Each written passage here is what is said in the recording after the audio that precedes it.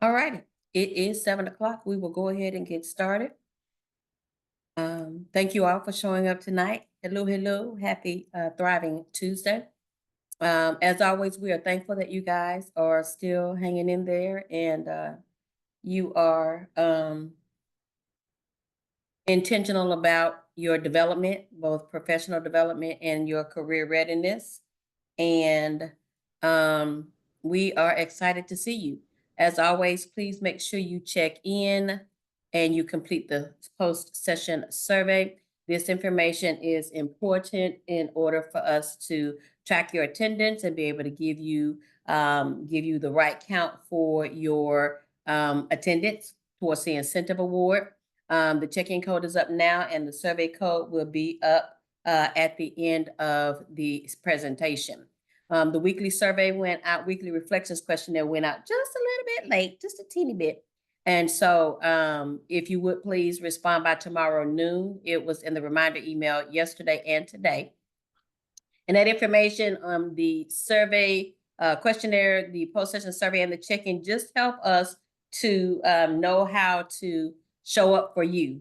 What is it that you need from us? This isn't about us just saying we're doing a job. This is about us actually being adding value to your life, your career goals, your desires, your achievements that you would like to make. Now, if you've been finding value in these events and these seminars, please, please, please share it with your classmates. Post it on your social media accounts. Follow us on our social media accounts. Tag us if you've been using or found any of the information helpful that we've been talking about. I've just put some information in the chat that would allow you to find our links on social media, as well as give you just a little bit of a blurb that you may want to use. But if you're using anything from the sessions this summer, please tag us and post us about it on social media. Now, we will have a special topic on this Thursday. It is part 2 of Mastering the Basics of Communications that we'll get into scenarios, specifically how to do, what to do, how to say, just kind of do some role playing. It'll be a fun session of just interactive and engaging. So while you've been quiet a lot on these last sessions, the session on Thursday, we really need you to come prepared to get involved and to speak up and speak out. Forgive me, I'm kind of doing multiple jobs here.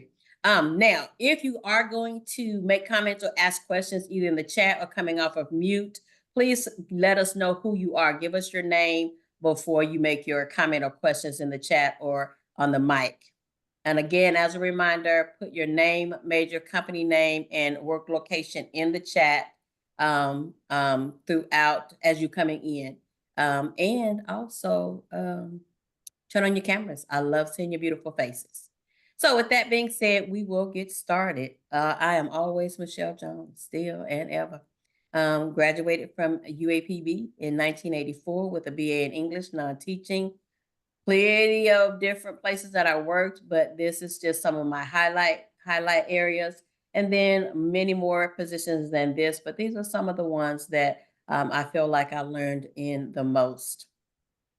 Tonight's session is Link Up and Level Up, building teams, building networks. This is about building connections with purpose and heart. Understanding what that really means when we talk about building teams and building networks. Before we get into it, just want to have you take a screenshot of your coaches. Please link up with them. We often have opportunities, and these opportunities are given to the students that we're working with because we do need to make sure you're career ready and you've had the professional development so that you are ensured of success in the opportunity. So please get with your coach, get prepared. We got career fair coming up, so we want to make sure the resumes are ready, the 30-second interview is ready, you've practiced on, 30-second introduction is ready, and you've been practicing on interviewing. Even if you interview on the regular, you feel like you're the best at it, practice still gives you just that much more over the other person. So Take time to build a relationship. One of your first relationships, if you don't have someone in your belt, with your career coach. They can end up being a great asset to you in your career ongoing. So let's talk a little bit for a moment about authentic connections. In this current world of social media, oftentimes our connections are not authentic. We are behind a screen, invisible. Nobody knows who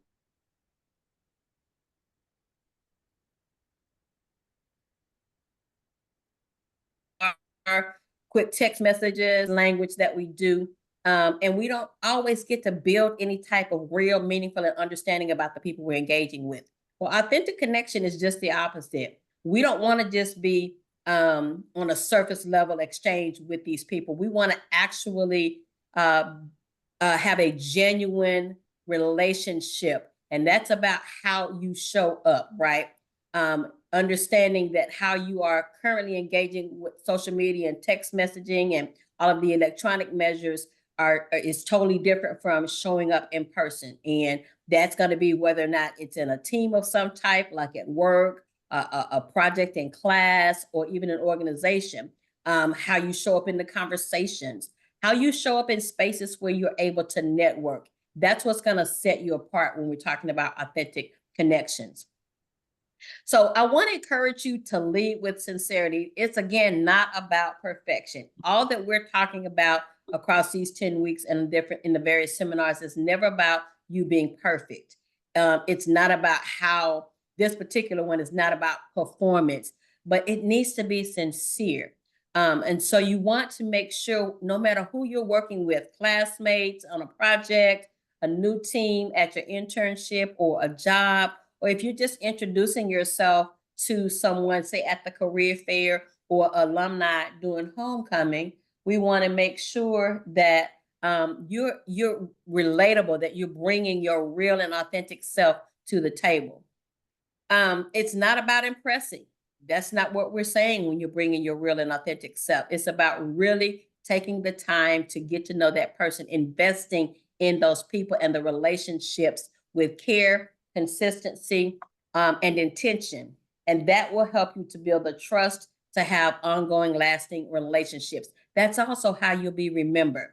And this is not just about your professional growth, but it's also about your personal growth. So it's really important as we're going through this session for you to chime in when I'm asking for the conversation. We're building relationships. We're building a team. There are things that when we get back to campus from the summer that we're going to be reaching out to you guys, especially those of you who've been engaging and we know you want to be a part of the team to get you involved in some other things. And so this is about working on how to deepen your communication and not just be surface level, not just be that text message or social media acronym kind of communication and relationship. We want you, when you walk into a space, to uplift others and then leave every space a little better than you found it. So when you hear the words teamwork or networking, tell me what it is you think about when you hear those words. Working as a collective. Good. Working as a collective. Love it.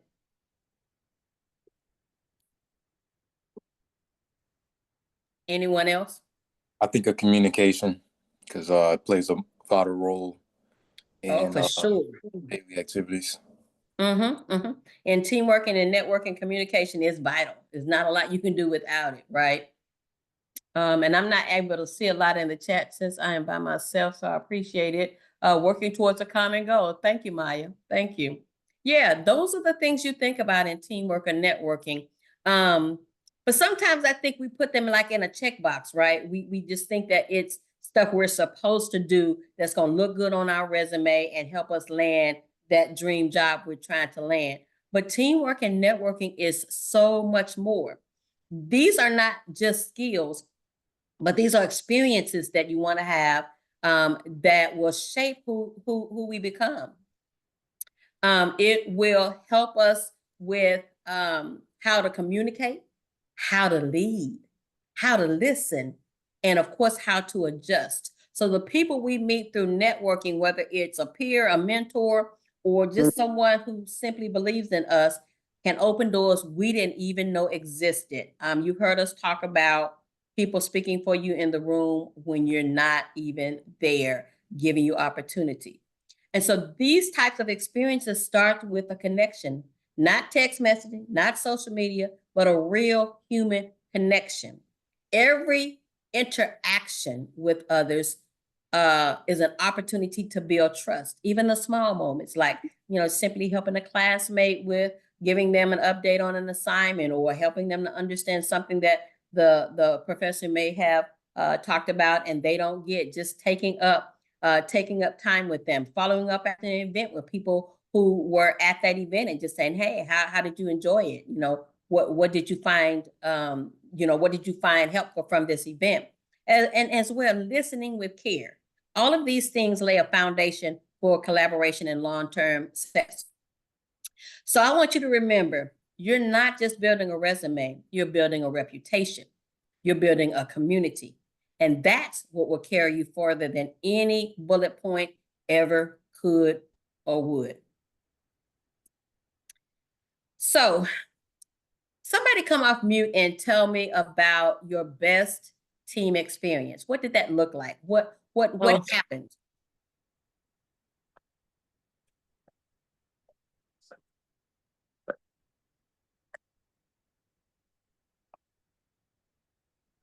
Not everybody talk at once. I know you're excited to tell me about your best team experience. How about your worst team experience? Either one. Go ahead. Oh, okay. Hi, I'm Trinity. I think my worst team experience probably had to be with a group project, and it was a lot of like miscommunication. People weren't texting in the group chat, and a lot of the work fell on like the people who were more present. And for best, I would say in the academic setting, having people who gonna communicate and actually do their part, and then in a non-academic setting, probably like say you're playing like a game or something, having people who, play to their strengths and weaknesses. Okay. Anyone else? Thank you, Trinity. Now, Maya, I heard you trying to say something, girl. Go ahead. I was trying to give someone else a chance to speak. It's okay. I feel like it's easy to talk about a bad experience, but I can say like recently, so I had to go to Atlanta. I was working with American Red Cross, and so I was working with some students from other HBCUs. And I could say like within that one media project we had, there was good and bad. I think we worked well collaboratively, like we got along, we were able to talk on a personalized level that didn't really conflict with each other. But I think the bad side about it was just that like the person leading the group didn't fully communicate what needed to be done and what, you know what I mean? Like supposed to be the one to guide us. So when it came to the day of presentation, we're scrambling to put something together because the person leading on the leadership council didn't say like, hey, we need this information to complete this PowerPoint. And so it was just frustrating for me because not only do I not like being late, but I don't like being unorganized. So that really did upset me. And so, yeah, so that's my. Yeah, I appreciate that. And those are great examples. So when you think about the examples that you guys gave, it wasn't just about the project or the goal. It really was, how was that team able to work together? And the failures in achieving whatever that goal or that project was based on the lack of certain elements that are needed when you're working in a team. It sounds like one of the big ones was communication. And as a leader, those things are very, very important. And even though you may not have been the leader of the group or the goal of the project, sometimes you have to figure out as a follower who's a leader, how do you help guide without looking like you're taking over? Those are some things you have to think about. So let's say when we talk about strong teams, I think there are probably three main areas that help build a strong team. Trust, shared goals, and mutual respect. I think Trinity talked about people who didn't do their job. Trust means that when somebody is given something on the team to do, you can rely on them to get it done. Shared goals means that everybody knows what that end result, that success at the end will look like. And then respect simply means we value each person's contributions, right? It's important to recognize those things. So when you are able to recognize that everybody is going to bring something different to the table and how to combine those differences, some of us lead naturally, others of us keep the group focused with planning, some are the encouragers, keep the team uplifted, and some are just that steady grounding support to keep us just all grounded and working well together. Every role matters. That's key. Everybody in the team has a role and every role matters. So the team won't work without people who do those different tasks, check in, organize, encourage. And leadership isn't always about being the loudest. We talked about that in another seminar. It's about making sure that that whole group moves forward together. So as we're going through this presentation, I want you to reflect on your role in the various teams that you've been in and ask yourself, how did I show up? What strengths did I bring? And how can I add value, or how did I add value, valuable contributions, and how did I add value, and how did I value the contributions of the others within the team as my own, right? Those are things to reflect on when you're working in a team and when you're getting ready even to embark on becoming a part of a team, making sure you understand how you're coming in, what you can bring to the table, and valuing others as much as you value your contribution. I think a hand went up. Did a hand go up?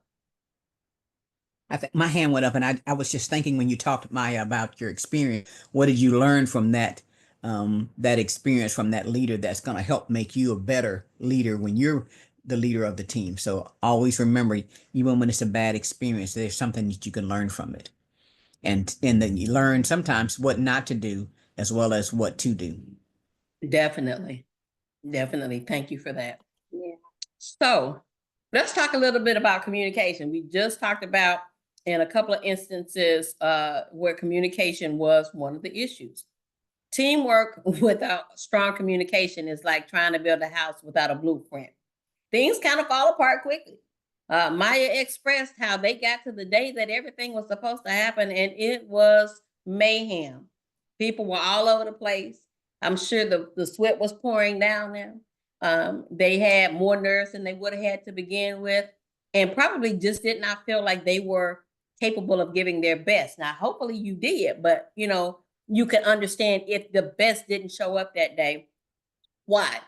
And so it's not about that you had to agree with that communication. It's just that you want to know how to communicate and overcome or collaborate on those things that you don't agree on, even though it's hard, right? So the first thing that's important as a leader is to guide the team, but also to listen to what the team has to say. Each member of the team has to say. And as the team members, it's not about, I'm just waiting for my turn to talk and you're zoned out on what everyone else is saying, but you need to really hear what is being said so that you can, you might have to adjust what it is you have to say once you listened clearly and deeply, and you're able to pick up on what is being said, but more so what's not being said. This also helps us to show people that we value their input. I'm not sure about this leader. You guys, I'm sure at some point, Maya probably were expressing the lack of communication and the lack of knowing things. And it sounds like more than likely this leader wasn't listening to that, that input from the team, right? So it's important for yours to listen to what the people on your team have to say and make sure they understand you value what they're saying. You value their voice. The other way Can I that, add another thing? Can I add another thing, Ms. Jones? sure, So you also have to give that leader some grace, because guess what? They may not know how to be a good leader. And Mhm. so give them some grace, because there's probably a time when you weren't a good leader as well. And I wasn't a good leader. And so we have to show them some grace, and then try to help them be better and do the work that we need to do to help us be successful as a team, because as a team, we all succeed together or we all fail together. that's the truth. That's the truth. And that kind of leads into another point. As Ms. Corley said, give grace, because they may have just been thrown into that leadership role. They may have been thrown into it without any guidance or direction. So you as a team member, ask thoughtful questions that may prompt them or help them to see it versus it's all about how you approach it. And we'll talk about some of the ways you can talk to people and just a little bit later on this slide. But it's all about how you say what you say, right? You can say, "Well, did you think about da da da da da da da?" Or you could say, "You know what? I was thinking maybe we could try blah blah blah blah blah." Or do you think that if we tried this, we might get that? You know, there are ways that you can ask questions in a thoughtful manner that may help that leader engage in, oh, okay, okay, okay, okay, and follow. But if that leader is feeling attacked by the conversation that and the things that are being said, they may just decide they don't want to even try it. They might want to go rogue and do their own thing and not include anybody. A lot of different things. So it's important to ask thoughtful questions. And this is more to clarify, to keep the conversation growing, to help avoid assumptions. And this will help build a culture of curiosity and respect on the team. And again, that leader is given grace and kind of given some help in directing and communicating what needs to be communicated in a respectful manner and in a helpful manner. And so we get to one of our most powerful tools, and that's constructive feedback. Feedback is a gift. Hear me. Even if it's not positive feedback, it is a gift because it helps us grow. How we give feedback matters just as much as what we say. There's a quote that says, "Clear is kind," right? Being honest, clear, and kind in our communication helps our team move forward together. It's not about beating around the bush. You don't necessarily have to add a whole lot of words. We had some conversation last night about, I'm kind of direct when I'm giving feedback. It's not that it's a bad thing to be direct or blunt, as he put it last night, but it is also about how you do that. What does your voice sound like? Like when I'm talking like this to you, that sounds like I'm empathetic, I'm caring, I'm compassionate, and it has to come across sincere. It can't be okay. I'm gonna just mimic what I see people do when they're doing it, because your heart is still gonna come out in it. Your heart needs to be in it. Likewise, in receiving constructive feedback, don't just get defensive, but hear what they're saying. Ask those thoughtful questions to clarify what they exactly mean. Like, can you give me some examples so I can truly understand and think back on how I could do that task differently or address that person differently? That way you're able to grow from that feedback. In the end, it's not just about getting the task done. You want to create spaces where everyone feels heard, seen, and supported. Any comments about that? Have you ever been in an environment where you had to give constructive feedback and it didn't come across very well, or even you received feedback from someone who you feel like could have said it a little bit kinder, if you will?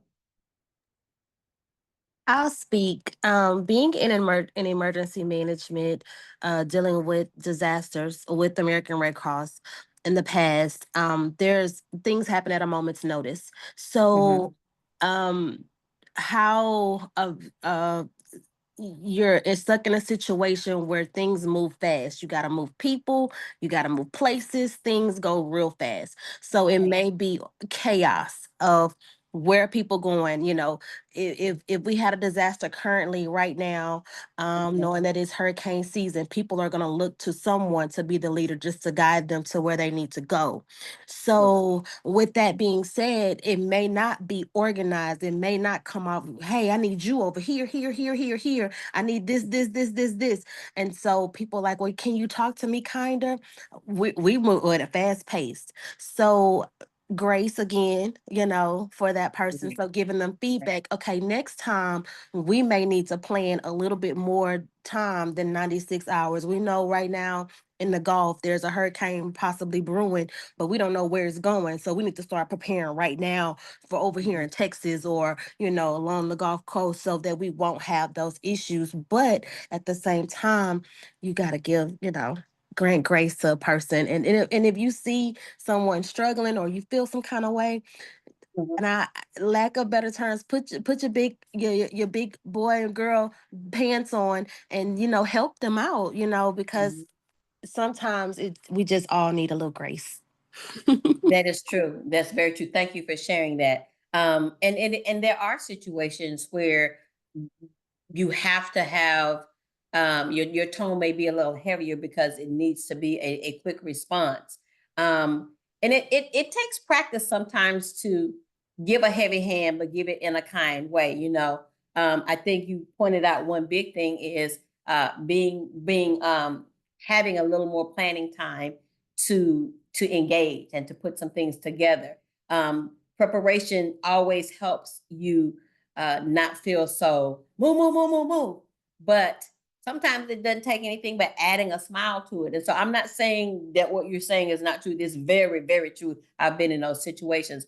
But I would say that also look at, while yes, it's a drop of a dime, a snap of a finger that people need to respond, also be real conscious about how can I add something to it that it doesn't just, because sometimes in those situations you got people who are panicked, you've got people who are distraught, you've got things going on, and just a moment of whatever, a little smile. I know it's a lot going on, but I'm gonna really need you to move or whatever. Just taking that extra moment, and it's something that you just grow from.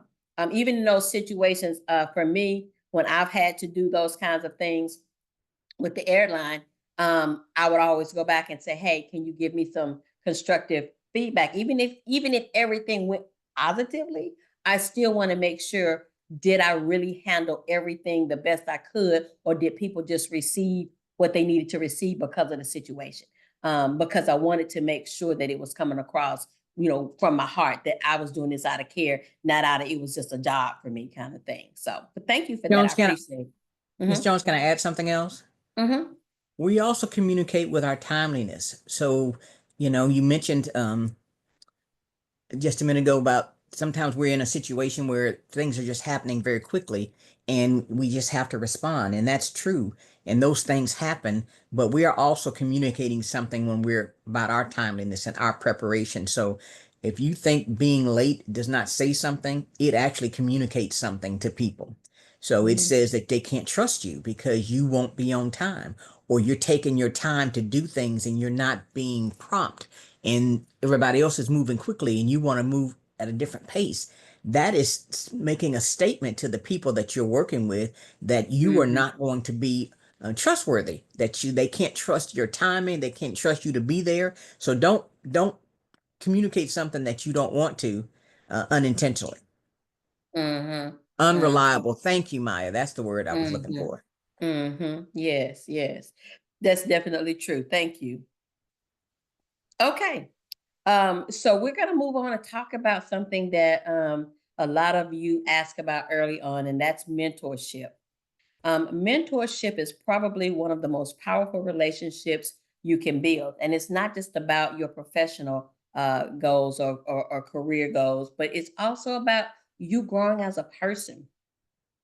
I want you to think of a mentor as someone who has walked a few steps ahead of you and is willing to look back, reach out, and help guide the way for you. They're a bridge between their experience and your curiosity, between where you are now and where you hope to be. Now, the beautiful thing is you don't have to have it all figured out to approach a mentor. In fact, that's why mentors are really so valuable. When you reach out, the first thing you want to do is be honest. Share what you are hoping to learn, why you admire their path, and how their insight could help shape your own. Now, let's backtrack one little bit. Normally, mentors you are working in or going to networking events or networking at work, and that's how you're establishing these relationships. Miss Corley says it best: change your mindset from networking to building relationships. You get so much more out of it when you actually get to know the person and not just seek them and want to talk to them, but because of what you think they can do for you, right? It's fine to want to learn from them. It's fine to admire what they've done in their career or in their personal life. It's fine to want to understand their insight and how you can use their insight to help shape your own. But you want to make sure that it's not just about you. You want to be, you want to look at it as, I also want to bring value to them, right? I don't want to just get, I don't want to just take, but I also want to bring value. And so just establishing these relationships initially without even any thought to what can I get from them. But you know what? Hey, I'm Michelle Jones. How are you? I just thought I'd come and meet you. I've heard some conversations that you've been having, and I just wanted to talk with you. What you were saying sounded very interesting. Tell me about blah, blah, blah, blah, blah. And just have general conversations. You know, that's the best way to start it. Humility and gratitude in those conversations. Miss Carly, did you want to add something? Yeah, I was just thinking about even with your professors, you don't think about all of them being mentors to you, but Mhm. they can Yeah. be. So if you um, reach out to them, when you first get into those classes, then and tell them, I really want to do well in this class. I'd really like to figure out if there's some things I can do to improve my grade. I want to do some extra credit. If those opportunities come, if you'll let me know so that I can do those things, what they'll think about is, you know what? Maya is really serious about this class, and so I'm going to help her when an opportunity comes. So guess what? If you are doing your best in the class, and then you're at the point where it's grading time and you got an 89, guess what? If they see that you're working hard and you're doing your best and you've reached out to them and they know who you are, then they're more likely to give you that extra 1 point and get you to that A. But if they That's it. don't know and they say, well, you know what, they just doing just enough to get by. No, they're not going to give you anything. So you're building those relationships. They will pay off in the end, but you want to make sure you're intentionally making sure your professors know. So mentors are not just people on the job. You just think about people within Prairie View who are mentors to you or who are giving you something. It doesn't have to be a formal mentoring relationship either. So Right. that's not what you're having with your professors because they can't mentor every student, but it's still a part of that kind of relationship and getting to know them and telling them a little bit about yourself. And when you start those classes, helps them. I am a Mhm. health student, a senior in health, and I'm planning to do this, and I really need this class in order for one to bring my grades up because I'm trying to get my GPA up, but also so that I can make sure I'm prepared for when I leave Prairie View. So make sure you're Mm. having those types of conversations with your professors, and don't be the person who's sitting in the back of the room not paying attention, and then at the end you're expecting them to Mm. give you some Help you grace out. or give Mhm. you a little extra. No, if you're disruptive in the class, if you're not doing your part, then they're not going to give you those extra opportunities or give you that grace that they could. So make sure you're thinking about that when you go into your classes.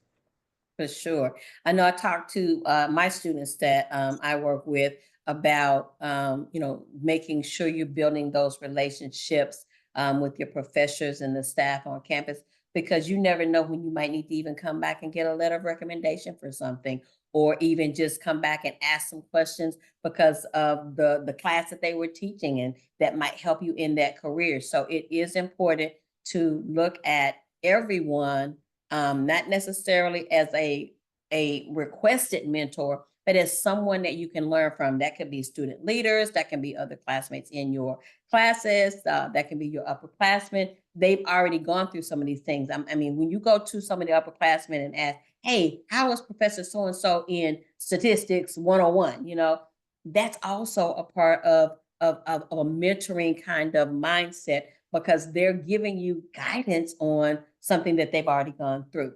So make sure you keep your eyes open.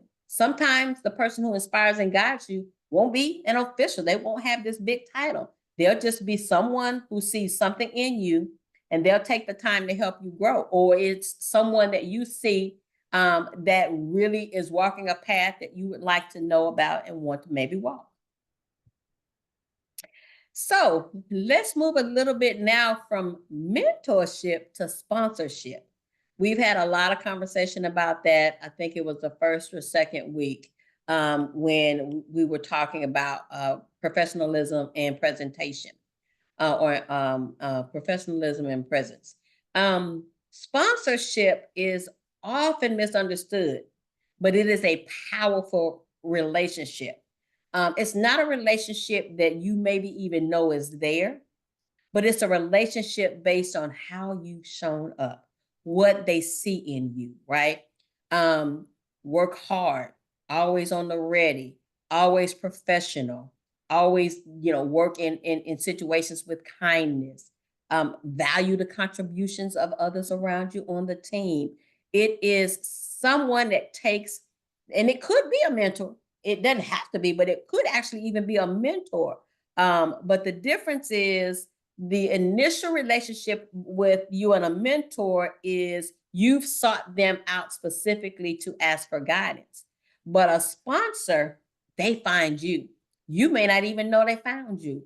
It may be somebody who just saw the hard work that you did, saw that you were always where you needed to be, saw where you were always wanting to, you know, move up to that next level, and they choose to help you based on what they saw in you. They are the ones who speak your name when you're not even in the room. They may be ones to recommend you for an internship.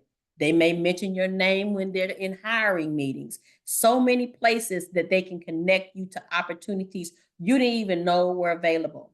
I worked with some students before that just, you know, were friends with certain, you know, how you make your friends in college, and you get to know maybe the parents, get to be around the parents of some of your friends.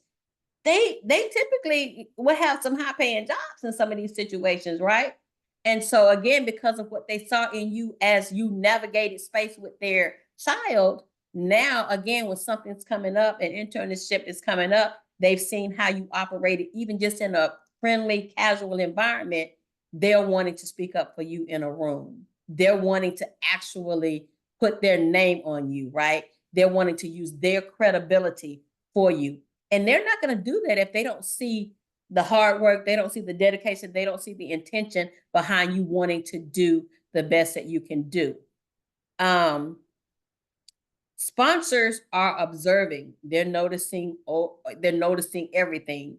They're noticing if you're consistent, if you're professional, if you operate in integrity. They're looking at how you handle change, how you handle difficult situations, how you treat others, how you carry yourself. So while you find a mentor, sponsors find you. And the best way to attract a sponsor is just by being the kind of person that others feel confident advocating for. I can't stress enough, how you show up is a big part of that. So you want to stay ready, stay grounded, not just work hard, but work with excellence and heart. Did you want to add, Ms. Corley? No, you covered it all there. Thank you. Okay. I personally have benefited from a sponsor. Someone I met just, you know, doing my job. And when I was in need of a new job, got a phone call, apply, you got an interview, and moved into that position. So it's all about what they see in you. You can't just ask somebody to sponsor you if they haven't seen something in you. They're not going to do it. So let's talk a little bit about advocacy. Go ahead. Add what you cannot ask someone to sponsor you. Right. You Did can I say only they ask could? someone to mentor you. A Okay. sponsor Sorry. just you know, you said it earlier, but at the end you kind of twisted that one. But a sponsor is someone who, in the end, is saying, I'm going to vouch for you because I saw something in you, and you don't really know that they did it. They usually won't tell you that that's what's Mhm. happening. So they're Mhm. using political clout that they have to progress your career, to give you an opportunity, and they won't do that if you don't perform. So you must Mhm. perform, and perform with excellence, not perfection, with excellence. And that's including timeliness, that includes showing up, that means delivering on time and delivering high quality products. Thank you for clearing that up. Thank you. So, one of the last things I want to talk about is advocacy. Advocacy is more of a tool of a leader, right? One of the most powerful forms of leadership is advocacy. Sometimes it starts in the quiet, everyday moments. It simply means that you use your voice to uplift others, especially when they may not have the space or the confidence to speak up for themselves. It's a part of seeing value in people and choosing to stand beside them and to speak up for them. It can be as simple as recommending a classmate for a position that you think they would be great for, or inviting a classmate or a person or a friend or an acquaintance into a conversation who you see is maybe feeling left out, or you see the group is leaving them out. Sometimes it's just standing up for them because they're being disrespected or they're not being treated fairly. It just has various looks. But advocacy in about maybe it isn't about correcting, more so than celebrating that person by acknowledging and giving them a feeling of being seen and heard, right? Clapping for them, celebrating the wins, no matter how large or small. It's about creating a culture where you lift each other up versus compete with them. That creates safe space for growth and healing, especially within our communities. And here's the truth about it. You don't have to have a title to be an advocate. You just need intention and courage because your voice has power. Use it to bring someone with you. Have any of you guys had to stand in that role of helping bring others into a group or standing up for someone who's being mistreated?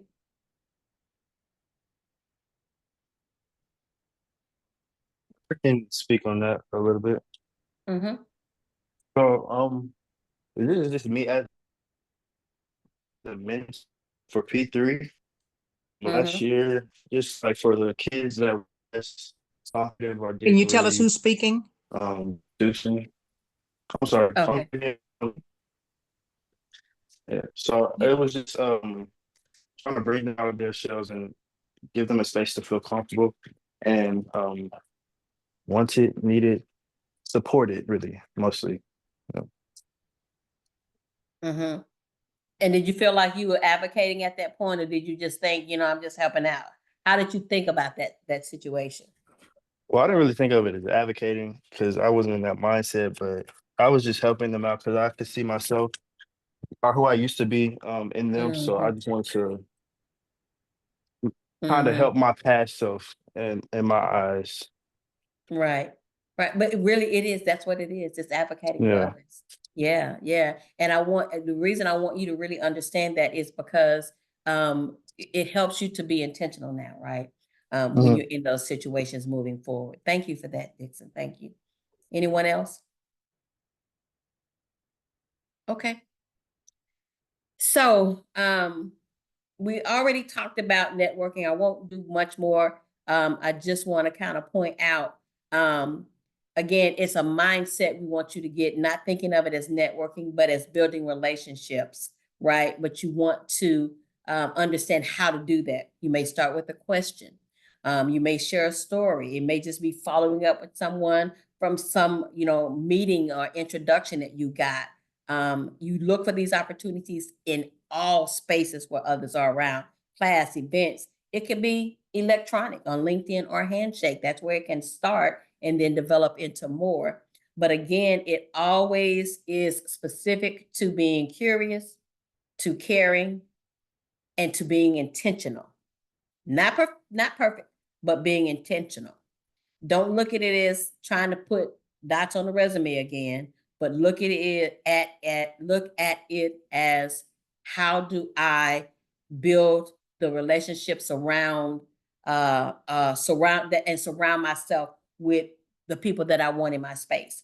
One of the things that I do with my students when I'm coaching is I talk about their circle of friends on the personal side, their circle of colleagues on the professional side, and what that looks like. This is the type, trying to get my finger here. Okay, here I am in front of my camera, trying to get the tightness. And then as you expand out, it's not that you don't need the people that are here. They just have a different role in your life than the people that are here. So it's important to be intentional about creating that space. Ms. Edwards, you had your hand up. You kind of answered, can you hear me? My name's Shanera. You kind of answered my question. I was kind of asking if with mentorships, like, you know how sometimes it's not like everyone's not in the exact field of what you want. So like I kind of have two mentors. One is kind of helping me more kind of with school and like my track for that. And then I have one for kind of just how to approach life. And with school, she's not doing exactly what I want to do, but she's like a good connection to have in the field I want to do when it's pertaining to psychology specifically. Good. Thank you. Thank you. Yes, definitely. Mentors have their places and their spaces, and it's not necessarily that you'll have one mentor. You can have multiple mentors. They have different purposes in your life. So all in all, it's just making sure you are open and receptive to the relationships that you're building around you, and understanding that that you want to be intentional about how you're building those relationships and not just going after the resume bullets. So some mastery tips about communication. We've already established that strong communication is a foundation for both teamwork and relationship building. Here's the good news. It's a skill that you build. It's not something you have to just be born with. It's just how you, it's how you create that space of conversation, of communicating. Start with being warm but professional. Bring your personality into your conversations, into your communication. You don't have to be this like, I'm Michelle Jones and I am. No, I don't have to be that way. I can still be very personable, very warm, very approachable, but you know that I am professional. You know that I am a professional. And so when you bring your personality into the space, but stay respectful, stay prepared, and stay clear, then you're able to provide what's needed in that space. You're able to connect your energy, your tone, and how you make those people feel. Not just the words that you're saying, but it goes even more deep by making them really feel what you're saying. So I want you to think about going forward, practicing how you introduce yourself with heart. I know most of my students we've been working with, we talk about the 30-second intro. That's important, but it needs to be something that's heart. It doesn't need to be Michelle Jones. I'm the program manager for Ignite. I'm trying to think about all the things I need to tick off. It needs to be, hey, I'm Michelle Jones. Currently, I'm serving as a program manager for Ignite. I love working with students. It's been a passion of mine since I was in college, and I get my most satisfaction when I'm able to help someone grow and go in their goals, in their career goals, in their personal goals, right? I'm still telling you about myself. I'm telling you enough about myself, as I'm having this conversation to let you see my value. But I'm also making you see my heart, or letting you see my heart. So you don't want to just list those checkpoints of who you are, what you've done, but you also want to make sure you are showing the authenticity of who you are within that heart, which will set you apart. I want you to understand listening is really important as well, because that's a quiet superpower. So if you're in a situation where you don't really know what to say, and you walk into, let's say you're walking into an environment where people are, it's a networking event, and you don't know what to say, start by just listening, just going into some groups and just kind of seeing what they're talking about. And, and it will come to you. You will start feeling comfortable to say just a little bit of something. A lot of times it's just about people being heard. And, at the end, you just maybe want to find out who that was talking, and maybe if it's at work, send them an email or send them a quick Teams message and say, hey, I really enjoyed what you were saying at the event the other night when you talked about blah, blah, blah, blah, blah.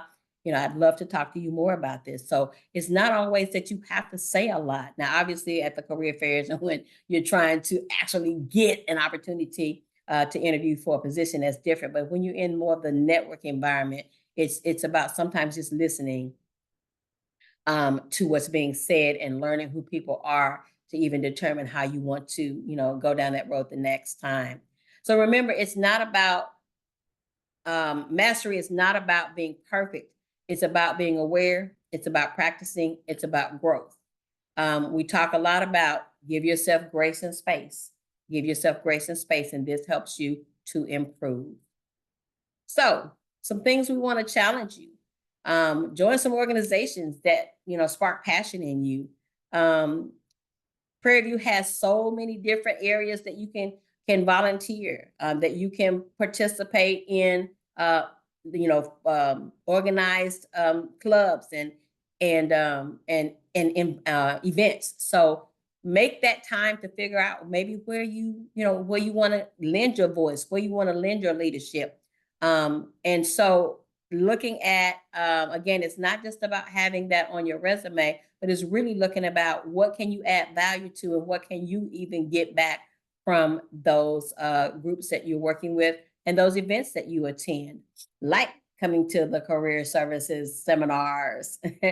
And don't wait until you're a senior. And you guys who have gotten to your senior year and are just not able to take advantage of some things like this, tell those underclassmen, you guys got to start connecting with career services, going to the events on campus, being involved in, organizations,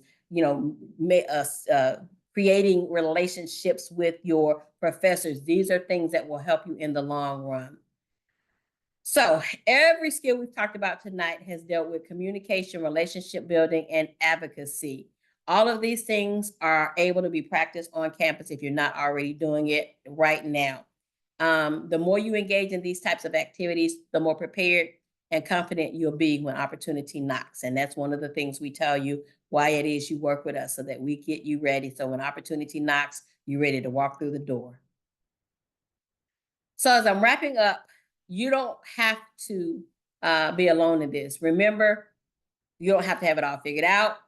You got life, career growth, all these things going on, but it's a journey and you don't have to walk it perfectly. None of us walk it perfectly, but you also don't have to walk it alone. You got career services, you got classmates, you got mentors, you got your professors, you've got your family, you've got your community, you've got so much more. We're all here to support you. I want you to remember every conversation you have is a chance to plant a seed, a kind word, encouraging, a thoughtful question. These seeds grow into opportunities, partnerships, and lifelong connections. You may not see that impact right now or right away, but believe you me, it's happening. And last, if you walk away with just one thing, I want you to let it be this. Relationships, no matter where, in school, in life, work, they're built on intention, consistency, and kindness. You want to show up, you want to follow through, you want to treat people with respect and care because it matters. That's how you're seen. That's how you create spaces with sponsorship. That's how you even engage in deeper, meaningful mentorship and relationships. So these things will not only help you succeed, but they help you lead, lift, and leave a legacy.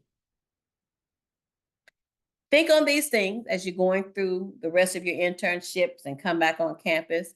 What kind of teammate or connection do you want to be remembered as? Know that you are worthy of support and know that you can support others as well. And that's all we have for you. Anybody want to share anything about that's related to the topic tonight, or have anything that they've got on their mind that they really want to talk about? Hello. This is Javion Mooney again. I'm sorry. Hey, Javion. So I was just wondering, I might have missed this part, but how can I like better form these mentorships with like people and places that I would like to be in, because I have it to where I meet with people here and then we talk, but it doesn't really go much further than that.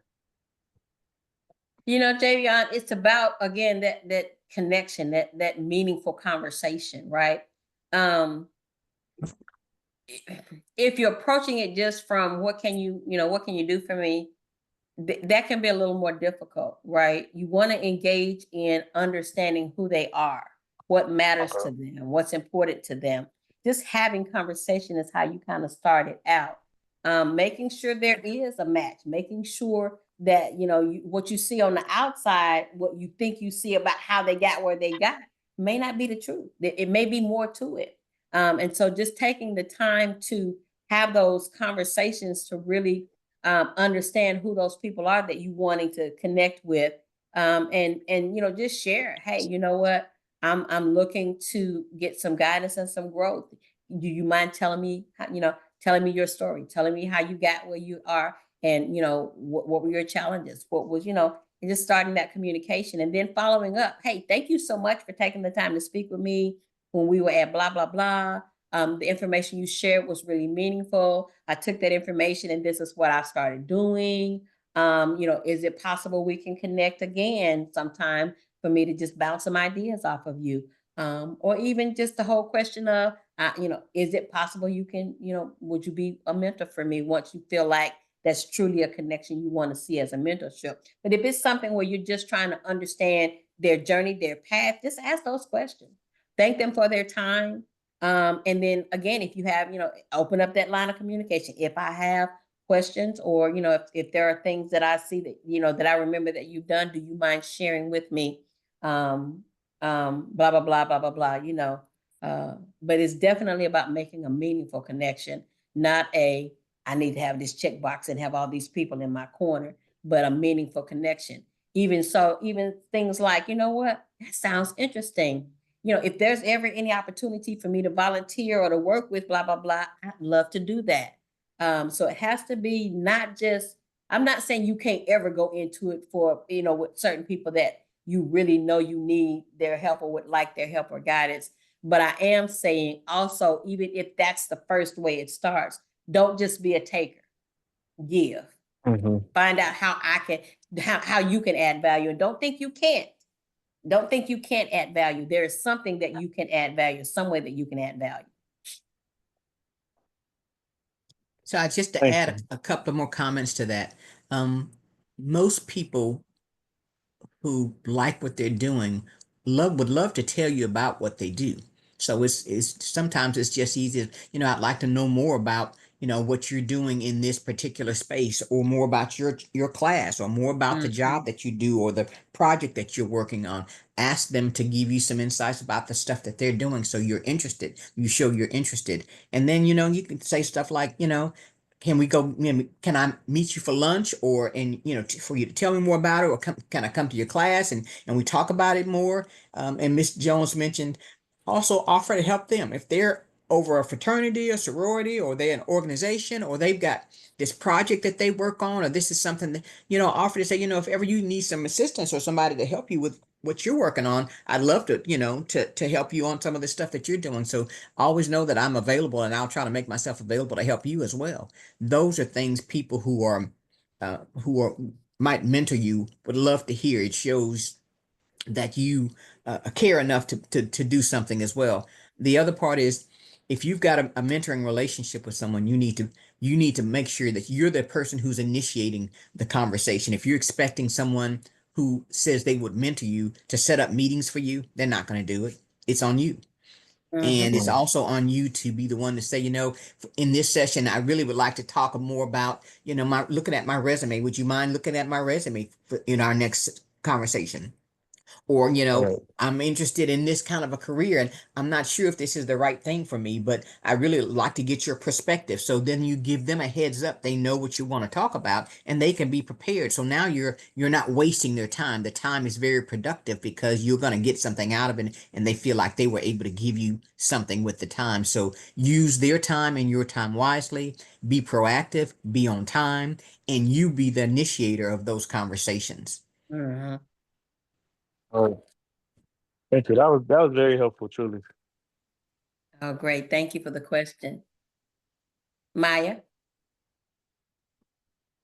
Hi. For those that don't know me, my name is Maya. I have a comment on something we talked about earlier in the presentation about valuing our team's contributions. Um, when we talked about that, it really made me think about what it feels like to be on the other end of that stick. So, not really being the leader of the team, but maybe being the team member. So, that could be, like we discussed, the encourager or the supporter. Um, I feel like I've been on that other end of the stick, and I feel like everyone else can take this as well, but not allowing yourself to stay in places where your work or your contributions are not valued or appreciated. Mhm. That's one thing I've learned, and I want to say, like in our previous session, when it came to like professionalism and workplace etiquette, I learned that like the best thing to say is nothing sometimes. Mm, So mhm. Yeah, that's a good y'all one. are y'all are doing amazing, but that was my takeaway. So thank you for that. No, thank you. I appreciate that. Thank you, thank you. Jay Lewis. Hello again. I hope everybody is doing well. I just wanted to thank you for today's session. I just had like a few notes about today. So starting off, I wanted to say about facilitating during teamwork when you're struggling with collaboration. I forgot who mentioned it earlier, but if there's a way for you to work around that or find a way to hold them accountable. If they're unable to be held accountable, then you might just be left finding out how you can sort of accommodate for what's being left out by them. That's one of the only other solutions or what I've had to do in the past Mhm. when it's been like that in a team setting. And then as for networking, I like what y'all said about making sure just go with the flow when it comes to networking or being robotic with it. Because there are a Mhm. lot of situations where if you just open yourself up and find a way to just spark a conversation. You'll never know who you're talking to.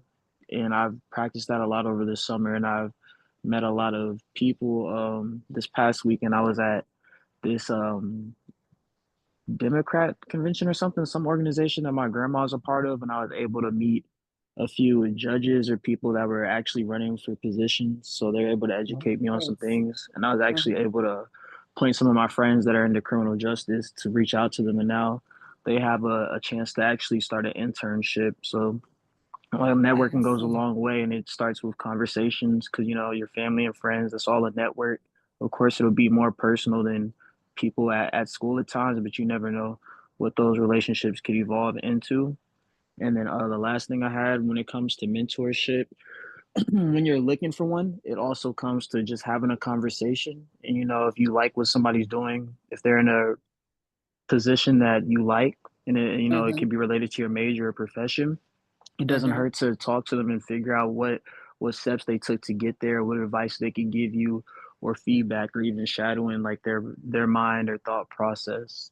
And on I the love flip that. side, like what y'all Mhm. said for mentorship, it takes a lot of dedication because if you're not dedicated, you could really not necessarily hurt the person that you're mentoring, but you could kind of make them feel bad because if they come to you for guidance or mentorship and you choose not to show up for them, Mhm. you that's how you kind of take the spark away from somebody when you don't seem excited or have energy to teach people because people have a lot of things that they're going through and a lot of help that they need and a lot of people struggle with asking for help. So if you make it hard for somebody that's already coming to you for guidance, then there's only so much you can do after that. Great points. I appreciate that. And I don't know if you guys caught that, but Jay Lewis, I'm not sure what your first name is, Mr. Lewis, but Mr. Lewis said he basically was a what? A sponsor. He was able to bring some information back to some fellow classmates of an event he attended that allowed, I think you said some of them have actually gotten internships from it, right? Yes, ma'am. And so I don't know that he necessarily, said anything other than whatever he told those young people who, you know, contacted the people that he met. But evidently he made such a good impression on whoever he met that, you know, the fact that Mr. Lewis sent those students to apply for that position or to contact them about that position mattered. Go ahead, Miss Ariel. I just want to say that I really appreciate students like Jay Lewis because that's kind of how I got my internship last summer, kind of just talking to people around me and building that kind of, well, more, building that friendship and network with the people around me. And then they brought opportunities that helped me kind of advance and figure out what I want to do with my career. And I feel like that put me in a better path with having an internship during my last summer for this summer and the following and beyond. So I say thank you. I'm not sure if you're still talking to the people who you helped, but from someone who's been in a similar situation, thank y'all for people like that. Yes, very well said, Ariel. Thank you. Thank you. We're here to continue the conversation, guys, but if you do have to leave, I've put the QR codes in the chat and we understand it. But yes, that was kudos to Miss Ariel for recognizing not just Mr. Lewis, but even other students who do that. And thank you to you guys, others who may have done that for some of your classmates and friends. Any other comments or anything else? Okay, so actually, for those of you who are on internships, please don't forget I sent you guys a flyer. If you want to be if you want to be in the spotlight for National Internship Day, we want to spotlight you. So if you'll send me your information, a picture, a short, brief video, we're doing this on social media. We want to flood social media with the PV students who are out and about doing the excellence thing. So send us that information. If you can get it to us by Friday, that would be great. And have a great evening. We will see you on Thursday for those of you coming to the bonus session. But have a great evening, all. Thanks, you. everyone. Thank you. Thank you.